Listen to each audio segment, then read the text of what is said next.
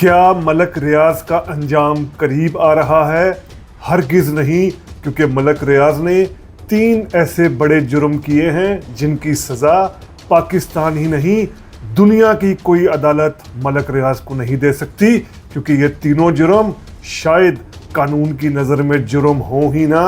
یوں ملک ریاض کو بھلے ہی علامتی یا قانونی طور پر جتنی بھی سزائیں دے دی جائیں، جتنی بھی جائیدادیں ضبط کر لی جائیں، یہ 3 جرم ہی ایسے ہیں کہ ملک ریاض کی سوچ، اپروچ، ذہنیت اور انفلوئنس کو کم از کم آنے والے وقت میں ختم نہیں کیا جا سکے گا۔ آخر کون سے ہیں وہ 3 بڑے جرم جو ملک ریاض کی سوچ کو پاکستان میں ابھی بھی زندہ رکھیں گے؟ دیکھتے ہیں آج ری تھنک ود عمر جاوید میں۔ تمام دوستوں کو ری تھنک ود عمر جاوید میں ویلکم۔ آپ میں سے ایسے دوست جنہوں نے ابھی تک rethink with Umar Javed subscribe نہیں کیا، ہماری ریکویسٹ ہے kindly rethink with Umar Javed subscribe کریں۔ 3 جرم ہم بڑے دیکھیں، ان کو اسپیسیفک کریں تو ہمیں وی لاگ کے آخر تک، وی لاگ کے اینڈ تک یہ سمجھ آ جائے گی کہ ملک ریاض کچھ باتیں کی جا رہی ہیں، ملک ریاض کا انجام ہو گیا، ملک ریاض کا آخری ٹائم آ گیا، ملک ریاض پکڑا گیا۔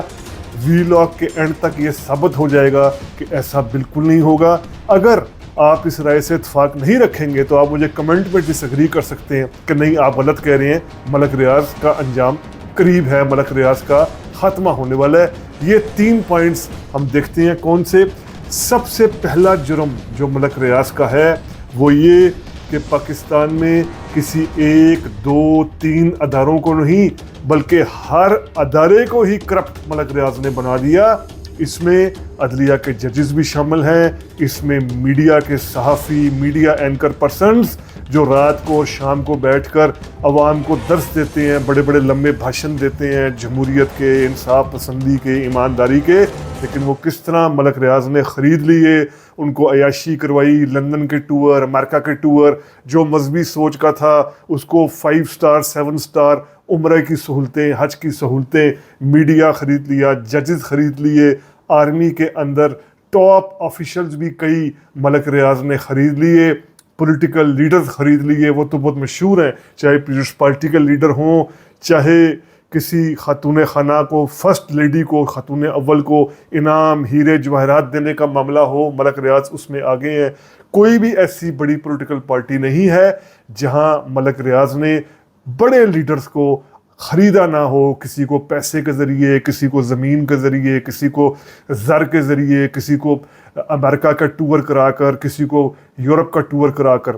ہر ادارے کو، ہر ادارے کے اندر ملک ریاض نے لوگوں کو، اداروں کو، عہدیداروں کو کرپٹ کیا۔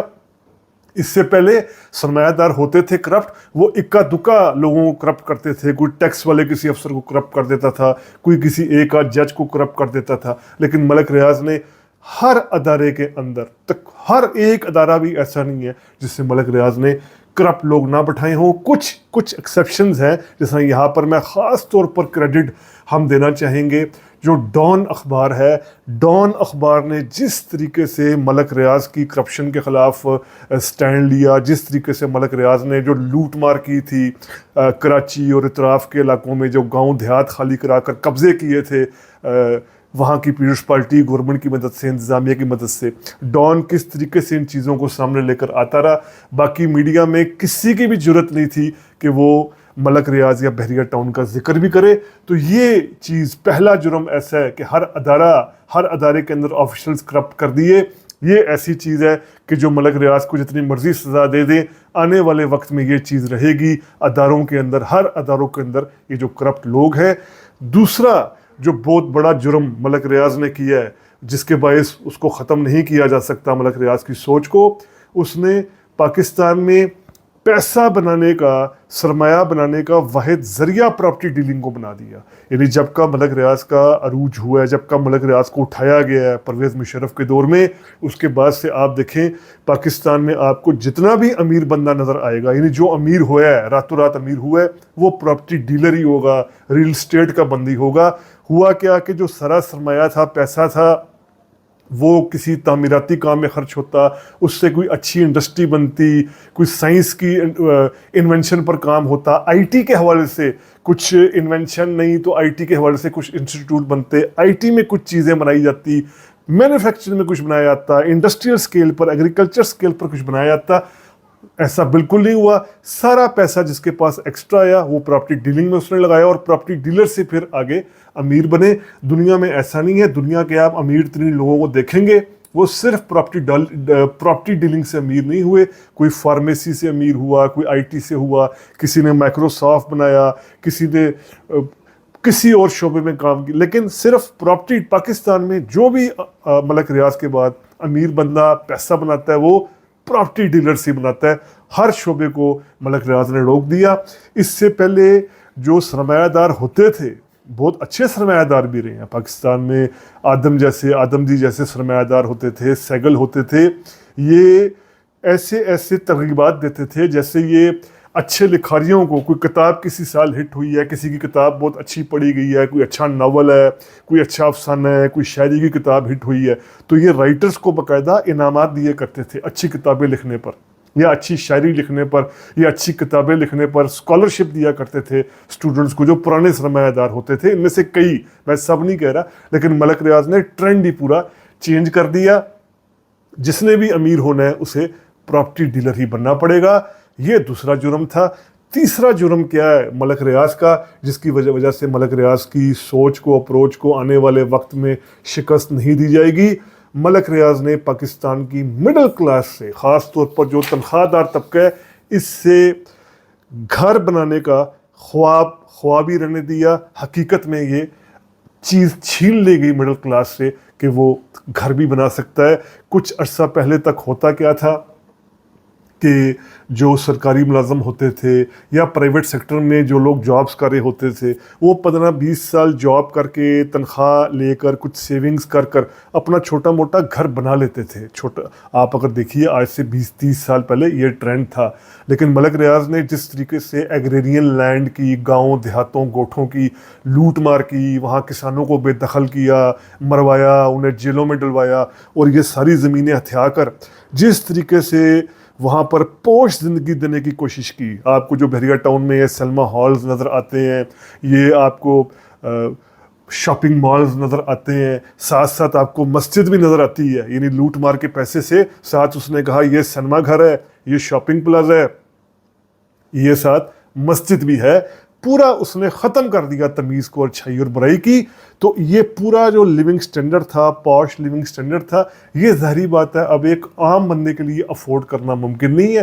عام بندہ زیادہ سے زیادہ بحریہ ٹاؤن میں اگر رہنا بھی چاہے تو وہ کرائے کے گھر میں رہ سکتا ہے, اپنا گھر وہ نہیں بنا سکتا, یا باقی بھی جگہ پر. کیونکہ ملک ریاض کی وجہ سے پورے جو پاکستان میں جو پراپرٹی کی قیمتیں تھی وہ آرٹیفیشل مصنوعی طور پر آگے گئی. لائک کہ جو زمین پہلے کسی غریب بندے کو, اگر مثال دے دوں آپ کو, 10 لاکھ میں 5 مرلے آ جاتے تھے, تو ملک ریاض جیسے کرپٹ پراپرٹی ڈیلر نے آ کر مصنوعی کر دیا کہ وہ 10 لاکھ والی جو زمین تھی 5 مرلے کی, وہ اب 1.5 کروڑ یا 2 کروڑ کی کر دی گئی. مصنوعی ابھار اس میں لایا گیا.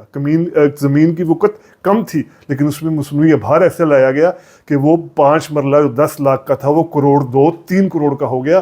تو عام بندے سے یہ خواب ریزہ ہو گیا عام بندے کا کہ وہ بھی اپنا گھر بنا سکتا ہے. اب آپ دیکھیے یہ تین ہم نے آپ کے سامنے جرائم پیش کیے ملک ریاض کے. ان 3 جرائم کے ہوتے ہوئے کیا ہم کہہ سکتے ہیں کہ آنے والے دور میں ملک ریاض کی سوچ, اپروچ, ذہنیت ختم ہو جائے گی؟ ملک ریاض کو بے شک مالی طور پر ختم کر دیا جائے, اس کی ساری جائیدادیں چھین لی جائیں, اس کا سب کچھ اس کو فائن لگا دیا جائے, لیکن ملک ریاض نے 3 جو یہ بیج بو دیے ہیں یہ آنے والے دور میں فی الحال ختم نہیں ہوں گے.